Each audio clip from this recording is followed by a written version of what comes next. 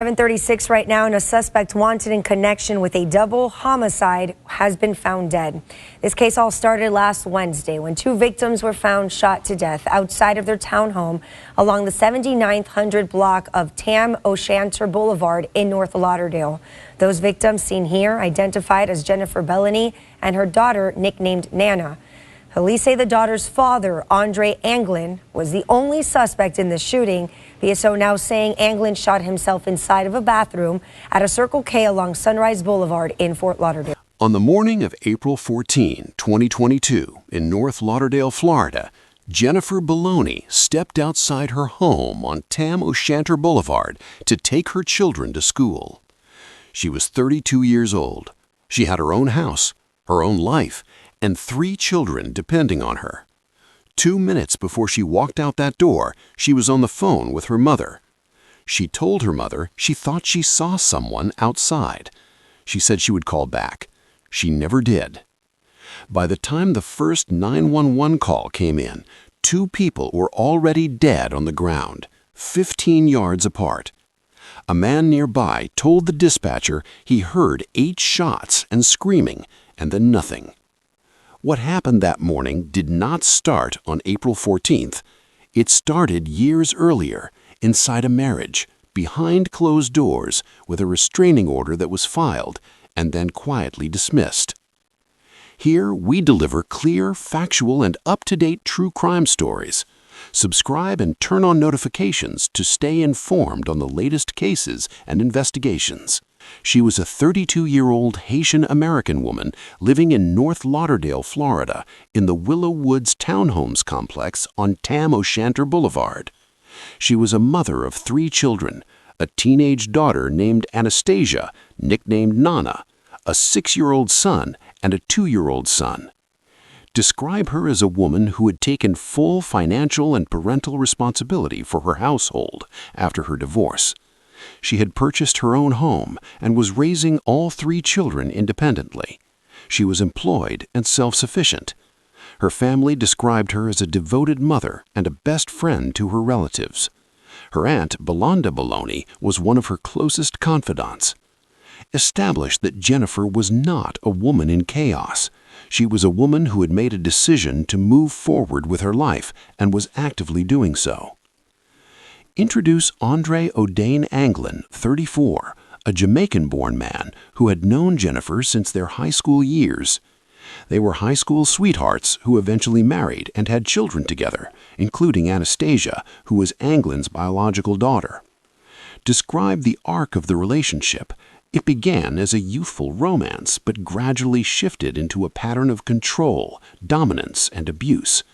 According to family accounts, Anglin became increasingly oppressive over the years. The relationship was not publicly explosive at first. It was the kind of abuse that happens behind closed doors and is often minimized by outsiders. Explore the psychological profile of the relationship, the power dynamic, the isolation tactics, the escalating control. Note that despite the abuse, Jennifer stayed for years, a common pattern in domestic violence situations where leaving is more dangerous than staying. This section should establish the paper trail that existed long before April 14, 2022.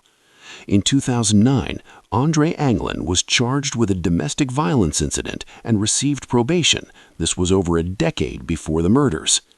That conviction was not a one-time event. It was the beginning of a documented pattern. In February 2018, Jennifer Bellany took out a temporary domestic violence restraining order against Anglin, accusing him in court records of threatening her life. This is critical. She told a court on record that this man had threatened her life. However, the restraining order was later dismissed because Jennifer did not follow through to make it permanent. Explore why victims frequently do not pursue restraining orders: fear of retaliation, financial dependency, emotional manipulation, hope for change, or distrust of the legal system. This is not a failure of Jennifer. It is a systemic failure that repeats in thousands of domestic violence cases every year. The legal system offered a tool, but the tool had a gap, and Jennifer fell through it. In 2020, Jennifer Bologna filed for and completed her divorce from Andre Anglin. This moment, the legal separation, is statistically one of the most dangerous periods for domestic violence victims. Research consistently shows that victims face the highest risk of lethal violence when they leave or attempt to leave an abusive partner. Anglin did not accept the divorce as a conclusion. According to family members, he wanted Jennifer back and could not reconcile the loss of control that the separation represented. Jennifer, however, moved forward. She secured her own home, a townhouse in the Willow Woods complex in North Lauderdale, Florida. She was raising all 3 children on her own. She was building a life, but the threat had not ended. It had simply gone underground, waiting. Reconstruct the events of that Thursday morning with precise factual detail. It was an ordinary school morning. Jennifer was preparing to take Anastasia and one of her children to school. She called her mother before leaving the house, a routine call. During that call, Jennifer told her mother she believed she saw Andre Anglin outside. Her exact words were, "I'll talk to you later." She hung up. That was the last time her mother heard her voice. Jennifer stepped outside her townhouse with her children. Anglin was waiting. He opened fire. At least 8 gunshots were fired. A man working nearby called 911 while the shooting was still happening. He reported hearing screaming between the shots. The screaming eventually stopped.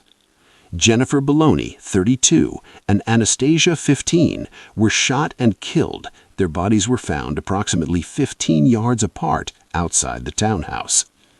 Jennifer's 2 youngest children, the 6-year-old and the 2-year-old, were believed to be sitting in the car at the time of the shooting. They survived. They witnessed their mother and sister die in front of them. Detail the Broward Sheriff's Department's response. The office arrived on scene after multiple 911 calls. The crime scene was outside the townhouse unit in a residential complex, a public visible location in day-white light. Investigators quickly identified Andre Anglin as the primary suspect based on Jennifer's history of abuse reports, her 2018 restraining order, and family testimony. An arrest warrant was issued for Andre O'Dane Anglin. Law enforcement began tracking his movements. Describe the neighborhood reaction, a residential townhome complex where families lived, children played, and neighbors knew each other. This was not an abstract crime. It happened in a parking lot, in front of children, in the morning hours when people were heading to school and work. Anglin did not surrender after the shooting. For 5 days, law enforcement tracked him across Broward County. Detail what was known about his movements during those 5 days. The public was notified. An arrest warrant had been issued. Describe the pressure and urgency of the manhunt. Law enforcement knew they were looking for a man who had already demonstrated he was willing to kill. The 5-day window is significant because it reflects both the scale of the search and the reality that Anglin had planned or at least prepared for the aftermath of the shooting. He did not flee the state or disappear entirely. He remained in the local area. On April 18, 2022, 4 days after the murders, Broward Sheriff's deputies received information that Andre Anglin was at a Circle K convenience store located at West Sunrise Boulevard and 9th Avenue. Deputies converged on the location. When they attempted to make contact with Anglin, who was inside the restroom, they heard a single gunshot. Deputies forced their way into the restroom and found Andre Anglin dead from a self-inflicted gunshot. There would be no trial, no courtroom testimony, no sentencing.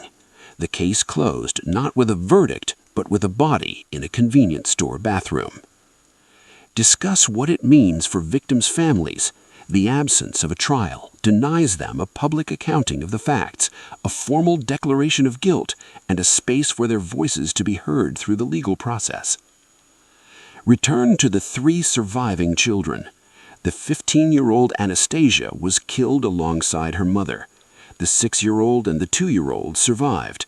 These children lost their mother, their sister, and in a different way, their father, all in a single morning. Explore what happens to child survivors of domestic homicide. The trauma, the placement with extended family, the long-term psychological impact.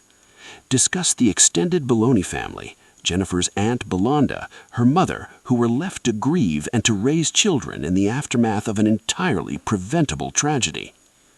This final section is the most important for contextualizing the case beyond the individuals involved. Identify every point at which the system could have intervened, but did not. Andrea's 2009 domestic violence conviction resulted in probation, not a significant deterrent. Jennifer's 2018 restraining order was dismissed when she did not pursue it permanently, but the system placed that burden entirely on the victim. There was no proactive follow-up from law enforcement or victim services to check on Jennifer after the restraining order lapsed. The divorce in 2020 did not trigger any protective monitoring, despite the well-documented danger period post-separation. Discuss the broader statistics. In the United States, an average of 3 women are killed by a current or former partner every single day.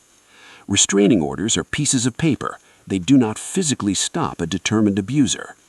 Conclude by framing Jennifer and Anastasia's deaths not as an isolated incident, but as a data point in a documented, predictable pattern that society has repeatedly failed